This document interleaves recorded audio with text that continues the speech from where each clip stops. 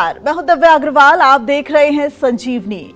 कम नींद की आदत पड़ जाती है, ज्यादा सोएंगे तो ज्यादा स्वस्थ रहेंगे। खर्राटे लेना तो बिल्कुल नॉर्मल है। क्या ये बातें सच में सच हैं? आज की तेज रफ्तार और भागदौड़ भरी जिंदगी में नींद एक लग्जरी बन चुकी है। मोबाइल तकिए के नीचे है और सुकून कहीं खो चुका है। तो आखिर अच्छी नींद क्या है? नींद कितनी जरूरी है और नींद बिगड़ने से शरीर और मन पर क्या असर पड़ता है? इन तमाम सवालों के जवाब देने के लिए आज संजीवनी में हमारे साथ हैं जाने माने आयुर्वेदाचार्य डॉक्टर प्रताप चौहान।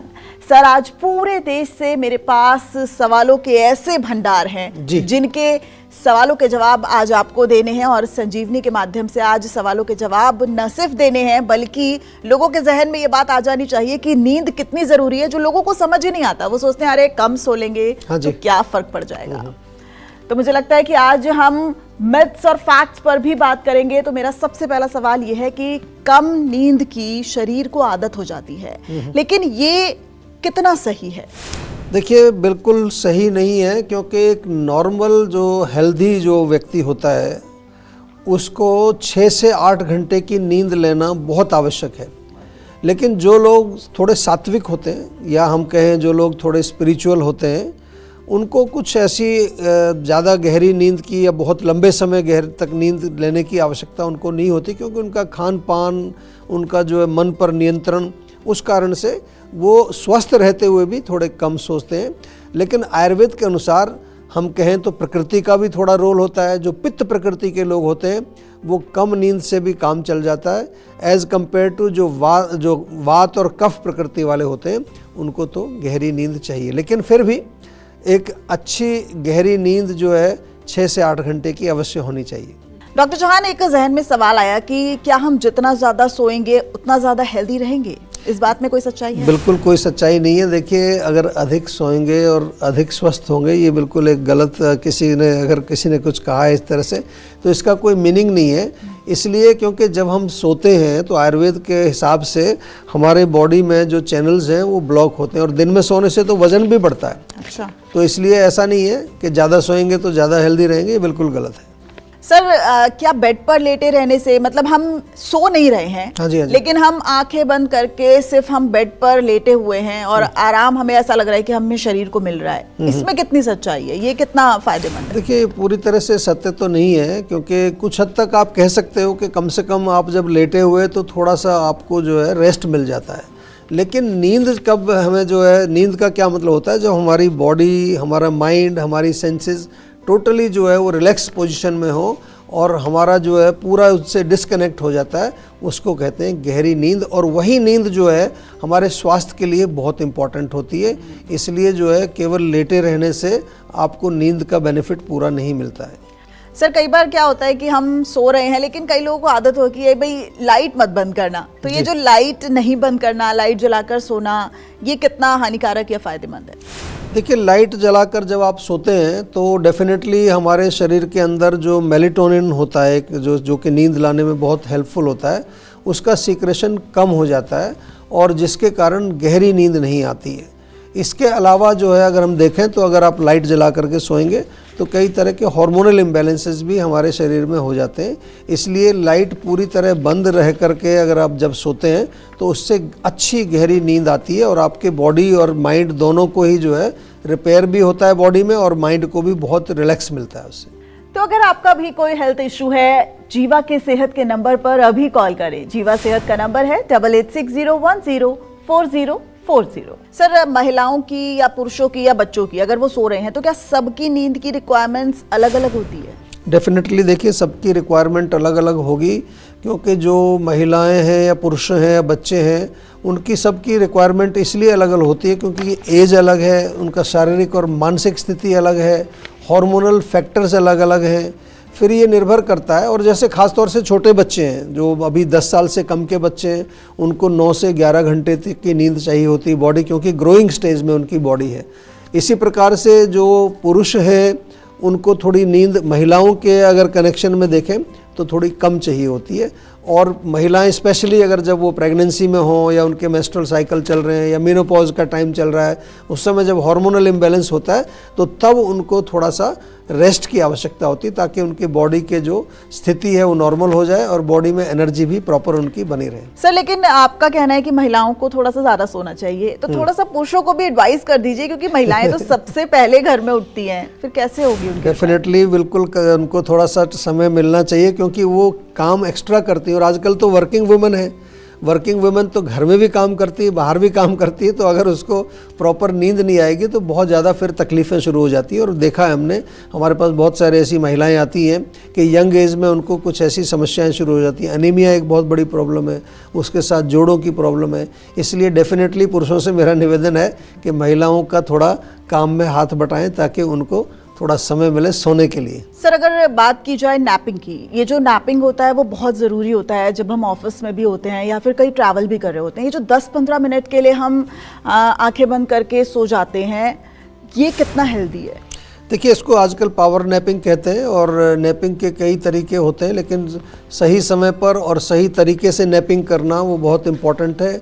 गलत समय पर ज़्यादा देर तक यदि आप सो जाते हैं तो फिर वो बहुत नुकसानदेह होता है। इसलिए हमारा जो है, कभी कभार बहुत थकान का काम होता है, मेंटल वर्क होता है, उसके दौरान यदि आप 10-15 मिनट थोड़ा सा आंख बंद करके रिलैक्स कर लें, कोई रिक्लाइनिंग चेयर हो, तो दैट इज़ वेरी गुड। और आयुर्वेद में तो हमारे यहाँ लिखा भी है कि ख़ास तौर से दोपहर के भोजन के बाद आपको थोड़ा 100 कदम चल करके और 15-20 मिनट थोड़ा रिलैक्स करना है, लेकिन सोना नहीं है। अगर आप डीप स्लीप में चले जाते हैं और थोड़ा लंबा समय हो जाता है, कहीं 1 घंटा 1.5 घंटा लोग सो जाते हैं, तो वो थोड़ा मुश्किल हो जाता है। उससे हमारे शरीर में कफ बढ़ता है, मोटापा भी आता है और हमारा मेटाबॉलिज्म भी स्लो हो जाता है। सर, खर्राटे ये बहुत आम बात है, अब कई लोग तो इससे परेशान भी होते हैं, और खर्राटे लेना क्या माना जाए कि ये अच्छा होता है, हेल्दी बॉडी की निशानी होता है, या फिर कोई ये बीमारी है? नहीं, डेफिनेटली ये बिल्कुल अच्छा नहीं है। हाँ, कभी कभार यदि आप बहुत थके हुए हैं या उस बहुत ज़्यादा एग्जॉस्टेड हैं, उस समय थोड़े खर्राटे हल्के आते हैं, ऐसा नहीं कि बहुत ज़ोर से आते हैं। लेकिन यदि आपको बहुत तेज़ खर्राटे आते हैं, और ख़ास तौर से खर्राटे लेते समय आपने नोटिस किया होगा, जो आपके साथ के लोग हैं, कभी कभार सांस लेने में बड़ी तकलीफ़ होती है, तो डेफिनेटली ये बिगड़ी हुई सेहत का एक संकेत है।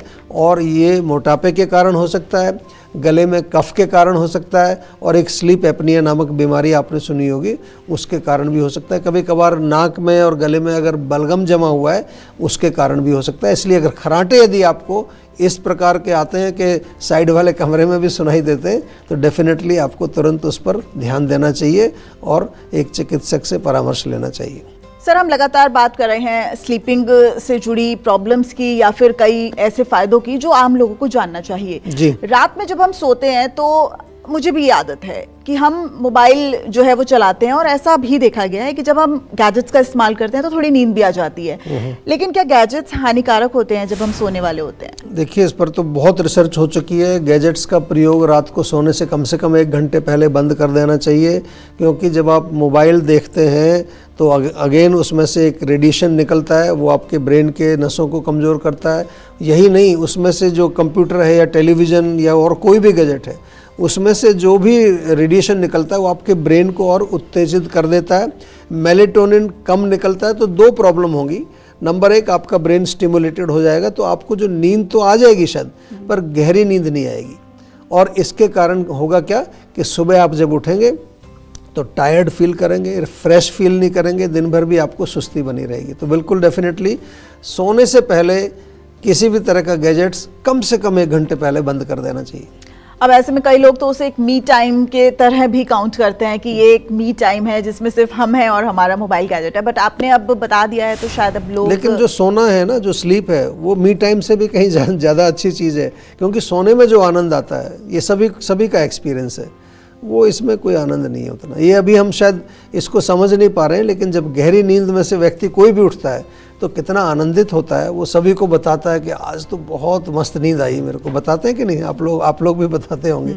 विच means sleep is very important not only for our body, लेकिन उससे माइंड भी हमारा बहुत प्रसन्न रहता है। लेकिन सर, कहीं ना कहीं जब हम बेड पर जाते हैं तो एकदम से नींद नहीं आती है। हमारे कई बार बहुत सारे विचार आते हैं, बहुत सारी ख्याल आते हैं, तो फिर उस समय ऐसा लगता है कि हम कुछ पढ़ लें। अब अखबार और बुक्स का तो ज़माना गया, अब सिर्फ गैजेट ही दिखता है या फिर टीवी दिखता है। नहीं तो उसमें एक सरल सिंपल चीज़ है, आप आराम से लेट करके और लंबी गहरी सांस लीजिए और थोड़ी देर अपना जो माइंड है उसको अपनी सांसों पर फोकस कर दीजिए। आपको विदिन 2-3 मिनट्स गहरी नींद आ जाएगी। आप ट्राई करके देखिए। बहुत ज़्यादा हो तो सोने से पहले जो है थोड़ा सा तलवों में मालिश कर लीजिए, उससे भी आपको गहरी नींद आ जाएगी। चलिए, आज से ये टिप मैं तो अपनाने वाली हूँ और मुझे लगता है हमें देखने वाले तमाम दर्शक इस टिप को ज़रूर अपनाएंगे। सर, बीमारियों का नींद से कोई कनेक्शन है?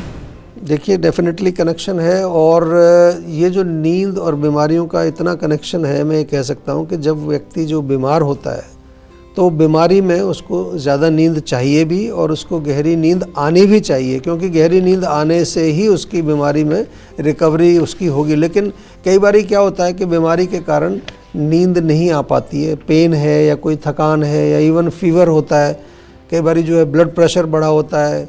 इवन डायबिटीज़ में ये देखा गया कि डायबिटीज़ के लोग हैं जो उनको जो है नींद बहुत जो है गहरी नहीं आती है और अल्टीमेटली फिर जो है शरीर में कई तरह के रोग आ जाते हैं, डिप्रेशन हो जाता है, एंग्जाइटी हो जाती है।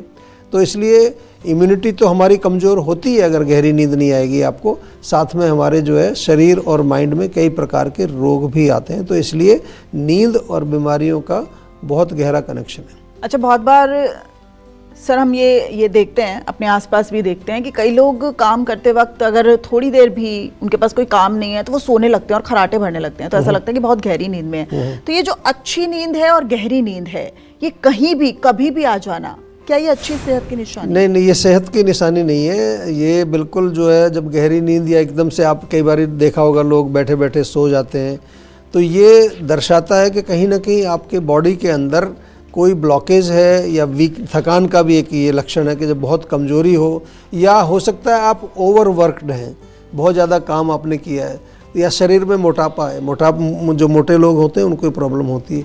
डायबिटीज़ वाले रोगियों को भी बहुत सुस्ती आती है, वो तुरंत सो जाते हैं। तो ये कहीं ना कहीं जो है बीमारी का एक लक्षण है, ये कोई अच्छी चीज़ नहीं है बिल्कुल। सर, कई बार हम अपने फ्रेंड्स या कोलीग्स को सुनते हैं कि भाई वीकेंड का क्या प्लान है, तो वो बोलते हैं कि इस बार तो मैं खूब सोऊंगा। तो ऐसा हो सकता है कि आप वीकेंड में सो रहे हैं तो आप पूरे हफ्ते की जो नींद है वो पूरी कर लें उस वीकेंड में सोकर? नहीं, ऐसा नहीं होता है। देखिए, जब आपके बॉडी को रिपेयर रोज़ चाहिए, रोज़ शक्ति चाहिए, रोज़ एनर्जी चाहिए, तो ऐसा थोड़ी कि आप जो है पूरे वीक में तो एनर्जी दें ना बॉडी और माइंड को, और वीकेंड में ज़्यादा एनर्जी दे दें। जैसे आपको गाड़ी में रोज़ पेट्रोल भरना पड़ता है जब जाना है कहीं, तो ऐसा थोड़ी कि पूरे वीक आप जो है उसमें कम पेट्रोल डालें, पेट्रोल हो ही ना उसमें, और वीकेंड में कहें कि फुल टैंक कर लेते हैं।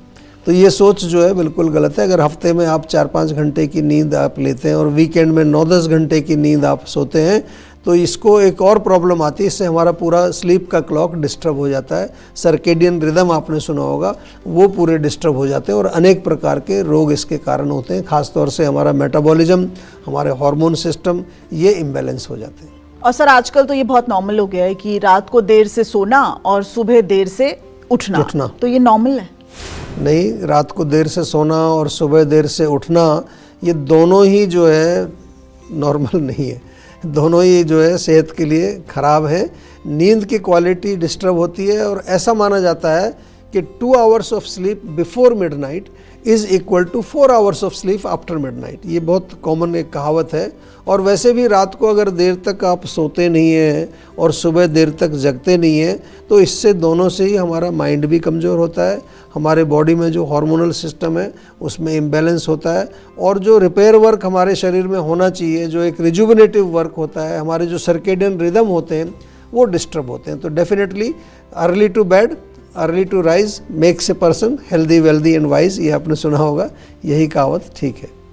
लेकिन सर, फिर उन बच्चों का क्या? देखिए, आज तो इतना कॉम्पिटिटिव वर्ल्ड है, हर किसी को टारगेट्स पूरे करने हैं, हर किसी को मार्क्स अचीव करने हैं, तो ऐसे में वो रात को ही पढ़ना जो बच्चे होते हैं वो प्रेफर करते हैं, क्योंकि जब सब सो जाते हैं और बहुत ज़्यादा साउंड नहीं होती है, तो पिन ड्रॉप साइलेंस वाले वातावरण में ही वो पढ़ना वाजिब समझते हैं। तो फिर ऐसे बच्चों का क्या?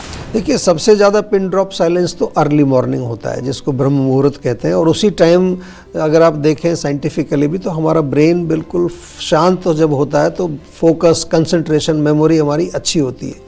तो अगर आपको पढ़ना ही है तो शाम को जल्दी सो करके सुबह जल्दी उठ जाइए, 3-4 बजे उठ के पढ़िए। आपको जो 2 घंटे में आप पढ़ेंगे वो अगर रात को देर तक जगेंगे तो उतना उसमें 4 घंटा लगेगा आपको, क्योंकि पूरे दिन आपका मन जो है वो माइंड थका हुआ है, ब्रेन आपका थका हुआ है, तो उसकी सारी फैकल्टीज़ वीक हो जाती हैं। तो डेफिनेटली अगर आपको पढ़ाई करनी है तो अर्ली मॉर्निंग उठ करके पढ़ाई करेंगे, उससे ज़्यादा लाभ होगा। और ये हमने देखा भी है और इस पर काफ़ी जो है स्टडीज़ भी हुई हैं। बहुत बार ऐसा होता है नींद नहीं आ रही है तो नींद की गोली खा लेते हैं, चलो, तो ये जो नींद की गोली है ये नॉर्मल है खाना?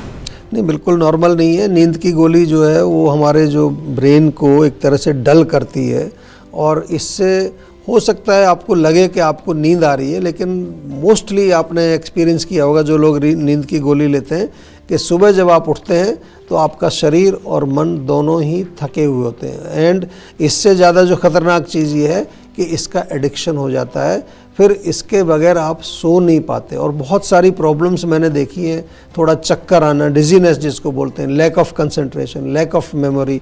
ये मैं नहीं कह रहा, ये आप उसके साइड इफ़ेक्ट पढ़ेंगे उसमें भी आपको मालूम चलेगा। इसलिए अगर नींद नहीं आ रही है तो कुछ आयुर्वेदिक हर्ब्स का प्रयोग करिए। बहुत अच्छी हर्ब्स हैं, ब्राह्मी है, शंखपुष्पी है, जीवा में एक स्लीप वेल टैबलेट ही बनाते हैं हम, एक बड़ा अच्छा मिक्सचर है, काफ़ी सारे लोग लेते हैं। रात को सोने से पहले आप गर्म दूध पी लीजिए, थोड़ा सा केसर डाल करके, उससे आपको नींद आ जाएगी। या कैमोमिल टी एक आती है, वो रात को पी लीजिए। तो नेचुरल चीज़ें आप लें जिससे कि आपको शरीर और मन में किसी तरह का कोई विकार पैदा ना हो। तो ये छोटे छोटे टिप्स बहुत आपके लिए फायदेमंद है। तो ये सटीक और गहरी जानकारी जानने के लिए आप देखते रहिएगा हमारा एपिसोड। और ज्यादा सोचने से नींद कम होती है या नींद कम आने से हम ज्यादा सोचते हैं, आपके इन सभी सवालों का जवाब हम जानेंगे डॉक्टर चौहान से, लेकिन एक छोटे से ब्रेक के बाद। बने रहिए हमारे साथ और देखते रहिए संजीवनी।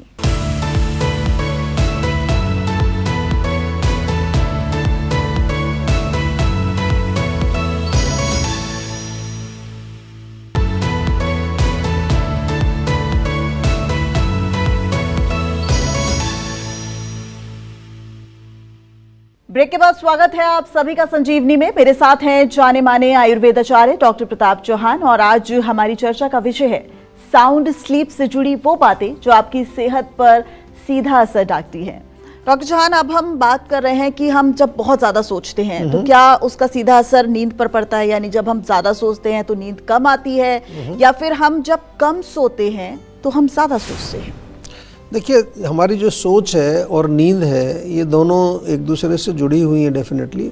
अधिक सोचने से नींद डिस्टर्ब होती है, और नींद यदि ठीक से नहीं आती है तो माइंड में बहुत सारे विचार आते हैं। आपने देखा होगा जिस दिन आपको नींद नहीं आएगी तो अगले दिन एंग्जाइटी वगैरह बढ़ जाती है। आयुर्वेदिक दृष्टि से दोनों सिचुएशंस में वात का प्रकोप होता है, जिसके कारण माइंड हमारा ओवर एक्टिव हो जाता है। मन की थॉट्स, स्पेशली हमारे माइंड में बहुत नेगेटिव थॉट्स आने लगती हैं, एंग्जाइटी हो जाता है, मानसिक तनाव होता है, और शारीरिक स्तर पर भी अगर हम देखें तो थकान जो है महसूस होगी आपको, और हमारा पाचन भी बिगड़ जाएगा। इसलिए कोशिश ये करनी है कि जब नींद आए तो माइंड को शांत रखना चाहिए। इसीलिए हम कहते हैं कि मोबाइल या टेलीविज़न या जो भी चीज़ें, इनको दूर रख करके लेट करके आराम से 5 मिनट शवासन करिए, मस्त नींद आएगी, और जो है आपके बॉडी और माइंड दोनों पर किसी तरह का कोई नेगेटिव इफेक्ट नहीं पड़ेगा।